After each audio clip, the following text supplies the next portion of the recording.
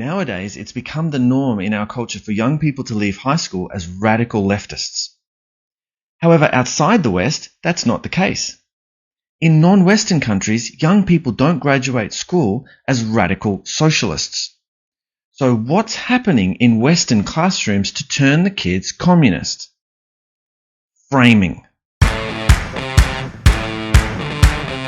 In 2022, Florida Governor DeSantis signed a bill banning critical race theory in classrooms. The Individual Freedom Bill banned making any race feel guilt or shame during school lessons.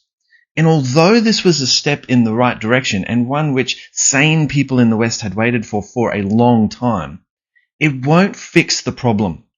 And I'm going to outline what the issue is that's going on in schools. And it's something I know about.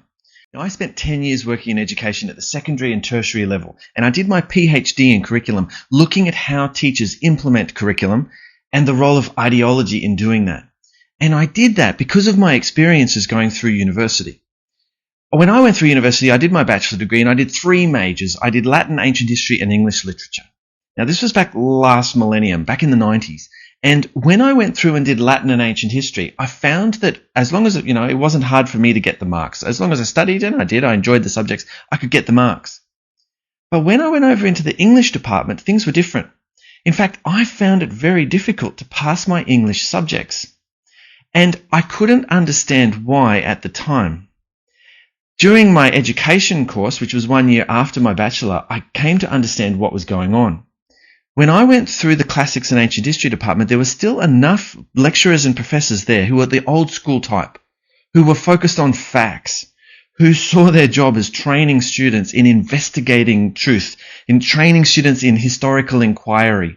And their focus was on training students to evaluate and identify truth within historical sources and then communicate that to a reader. But over in the English department, already a very different way of thinking had taken hold. And over there, it was a neo-Marxist identity cult which had gripped that department. And unfortunately, since I went through, it's also colonized their ancient history and their Latin departments as well. In fact, every single social sciences department, pretty much every department in universities now has been totally colonized by this identity cult. And going through my studies there and having those challenges was the beginning of a long journey to find out what's gone wrong in our education system. And like I said, it's an identity cult which has taken over, and it's an identity cult which has its roots in Marxism. It's an ideology which can best be described as cultural Marxism. Now, that's a big topic, and it's not something that I'm going to go into detail here about. If you're interested in understanding cultural Marxism and how it's corrupted the Western education system, there's a fellow James Lindsay with a YouTube and Rumble channel called New Discourses. If you go and check it out, buy his book, The Marxification of Education. I've read it. It's brilliant. But here, I've got a slightly different take, and we're going to look not at cultural Marxism per se, but on what goes on in classrooms to turn the kids into little cultural Marxists without them even understanding it. Because the reality is, if you were to go and talk to any school teacher, and trust me, I've done this, and tell them that they're a cultural Marxist, they will laugh in your face. They'll say that's preposterous.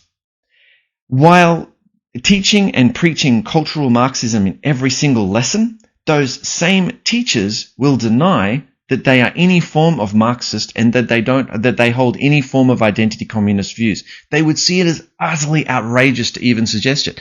Yet every single lesson delivered by the vast majority of teachers in the West today is a cultural Marxist struggle session reminiscent of the darkest days of Mao's Cultural Revolution. If you look at the lessons that are delivered in schools in Western countries today, you will see again and again and again, repeated day after day after day, lessons which are against whiteness, against the patriarchy, against industrial capitalism, and against Christianity. It's the constant message which is given to the students. But how can it be that you've got very nice-looking, moderate-looking classroom teachers teaching this extremely radical, soul-destroying ideology to their students? And this is something that conservatives need to wrestle with, because in the pushback against cultural Marxism that we're seeing, a lot of conservatives are looking for the purple-haired radicals with Antifa flags on the wall. Now, those people are around, and they're great for right-wing content creation online. I make use of it myself. But cultural Marxist indoctrination is not just coming from the radical Antifa teacher with the Black Lives Matter poster on the wall. To understand this, imagine that you are a European in the 13th century. Now, Europe in the 13th century was totally Catholic. And in Europe in the 13th century, there were no Catholics. Because when an ideology has achieved what the Marxists call hegemony, it means it's so widely believed by the people in a certain group or in a society, let's say, that no one questions it anymore. It's just accepted by the vast majority of people as the way of looking at the world. It becomes invisible. When an ideological worldview is hegemonic, it becomes invisible to the people in that society or in that group. And there will always be people who will disagree with the worldview, but when there's so few in number that they don't trouble the majority, they can just be dismissed as heretics, as apostates, people who are just beyond the pale, and they can be burned at the stake, they can have their lives destroyed because obviously they're crazy. In our education system today, cultural Marxism has achieved near total hegemony. And it's done that through the application by leftists of a doctrine known as repressive tolerance. Repressive tolerance, it's a cultural Marxist, a way of shutting down right-wing thinking and only allowing left-wing thinking. If you want to understand it, check out the source that I mentioned before. And what it means is that there is a zero tolerance approach to any philosophy, any way of thinking except radical Marxism. This was implemented in Western colleges and universities in the late 60s, and it's now taken hold across our classrooms as well. All the way up from early years learning to universities, at every stage of our education system, cultural Marxism is totally hegemonic, and it's done that through a zero tolerance policy of any other way of thinking. This has created generations of teachers in the West who are totally Marxist, who would fit right in the Soviet Union, and they have no idea that they are. And as I mentioned, I spent over a decade in education, and I never encountered an educator who didn't follow cultural Marxist way of thinking, and none of them realized that they did. The average person in their lifetime in the West, or in most countries now around the world, spends about 15,000 hours of their life at school. And what this means is that when you've got teachers who in every single lesson, when they are creating the lesson, regardless of the topic, their primary orientation is to reinforce cultural Marxism. After 15,000 hours of repetition, very few students are able to resist that type of brainwashing. Now, it doesn't look radical when you look at it from the outside. And you really have to get inside the classroom and look at this pattern of repetition to see how cultural Marxist indoctrination operates. And parents have been oblivious to this because parents would be told by the teachers, oh, we're doing a unit on culture, or we're doing a unit on water, or we're doing a unit on the Industrial Revolution. And parents will think, oh, that sounds lovely, it's appropriate, because they will imagine it was the type of content that they experienced when they went through. It's not. For example, in a kindergarten lesson might be a colouring activity which is focused on the Great Pacific Rubbish Patch. And students won't be taught that the Great Pacific Rubbish Patch is largely a creation of Asian nations. It'll be implied to the students, never explicitly said, but implied to the students that all of these wicked people that they're surrounded by who are using plastic at any stage of the day are responsible for, I don't know, some cute marine animal having its esophagus destroyed by a straw. It's this moralistic lesson that the students take away, which creates despair. It demoralizes students. And then after that, in year 3, the students might have a unit where it's all about foreign cultures. And it'll be celebrating difference, but it's celebrating it in a way which is anti-Western and anti-white. The message to students will be other people around the world have these marvelous, colourful, lovely cultures, and oh, look at our bleak, awful culture, it's just terrible. It also creates a delusion in the minds of the children because they imagine that Japan's full of people who wear kimonos and carry samurai swords around, which is a caricature. But the Marxists use it to deliver their ideological narrative. The student might then go on, and in year 5 there'll be, let's say, a group work activity, and it'll be about habitat destruction, and they'll have to create a project looking at habitat destruction in their local area, and how can we get rid of all of these awful human buildings and roads and make it pristine and green again, anti-industrial, anti-capitalist. Then in year 7 they go on, and there'll be an assessment activity, which is a short story about life in an African village. And they'll write a story about just how hard it is for little Zimbabwe to get to the well because of evil colonialism.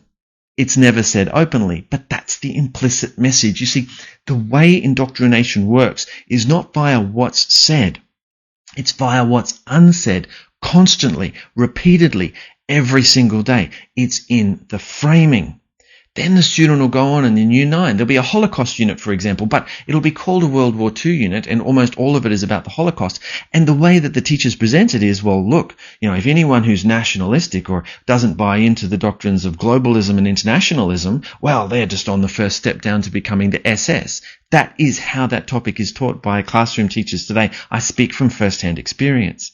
Then by the student will go on into year 11, and then they might have a study on To Kill a Mockingbird, all about race relations. None of the nuance there. It's just evil white people picking on a black guy because they're awful. And by the time students leave school, they're not even aware of it, but their neural networks have been created by these lessons. And they automatically think in terms of cultural Marxism. It's like they've been turned into droids against the West by these pernicious teachers who themselves were brainwashed by their professors and their lecturers. At no point in this process is cultural Marxist ideology explicitly outlined to students. In fact, it's probably unlikely that students would even hear the doctrines of critical race theory. In fact, I was surprised to hear that there were teachers in the United States who were just laying it out there. And I thought, wow, how powerful is cultural Marxism when these teachers there in American schools just thought they could just lay it out that white people suck. You're supposed to leave that unsaid, guys. That's how it's been done for decades. It was kept implicit, but it determined the framing for every single lesson. This is the point I'm making in this video.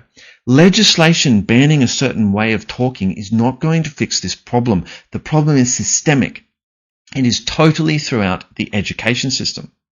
And the students don't even realize that they're anti-white, anti-capitalist, anti-male, anti-Christian. Like peasants in the 13th century, everybody adores Mother Mary and everybody goes to Mass on Sunday. You just don't question that. And if you were to question that, you must be crazy or a very, very bad person who deserves to be destroyed. And this is what we're seeing being done to conservatives and libertarians as these young people are filling up the ranks of society. And it's an ideological conditioning that was done to them via repetition. Now, coming to see cultural Marxism for what it is and how it's brainwashed a person is an experience which for young people in the West is not just a change in point of view. In fact, it's such a radical identity destabilizer that they call it being red-pilled. And it's because our society has been mass brainwashed by these university lecturers and by these professors decades ago without even realizing it. In 1970, KGB propagandist Yuri Bezmenov defected to the US, and he spent the next 20 years of his life warning the West that the Soviets were actively supporting the promotion of Marxist doctrines in our education system. Here he is in the mid-80s giving an interview outlining this process of demoralization, which is the first stage used by communists to take down our society. Demoralization, it takes from 15 to 20 years to demoralize a nation. Why that many years? Because this is the minimum number of years which requires to educate one generation of students in the country of your enemy, exposed to the ideology of the enemy. In other words, Marxism-Leninism ideology is being pumped into the soft heads of at least 3 generations of American students without being challenged or counterbalanced by the basic values of Americanism, American patriotism. The result you can see. Most of the people who graduated in the 60s, dropouts or half-baked intellectuals, are now occupying the positions of power in the government, civil service, business, mass media, educational system. You are stuck with them. You cannot get rid of them. They are contaminated. They are programmed to think and react to certain stimuli in a certain pattern. You cannot change their mind, even if you expose them to authentic information, even if you prove that white is white and black is black, you still cannot change the basic perception. Communism was never Russian or Chinese. It's always been international. And the communist spirit, the communist mindset, creates these people who will work tirelessly to subvert Western societies. They have a vendetta against the West because after 1917, when the Russian Revolution failed to spread, internationally communists agreed it was because of the West. It was because of Western capitalism, Western Christianity, the Western way of life prevented the workers' utopia from being realized. And they've had spite towards the West ever since. And it was then that they agreed to create a cultural form of Marxism to take down Western societies. We're now seeing the apotheosis of that. We're seeing the realization of that project. We've now reached total demoralization. If you are working in any type of corporate role or in the public sector, if you don't say 2 + 2 = 5 on a regular basis, you're going to lose your job. That's demoralization. And the current Western antagonism of Russia and China is reviving Cold War ways of thinking in the minds of generals and decision makers in those countries. And as Yuri outlined for us, the final stage of Soviet active measures is destruction.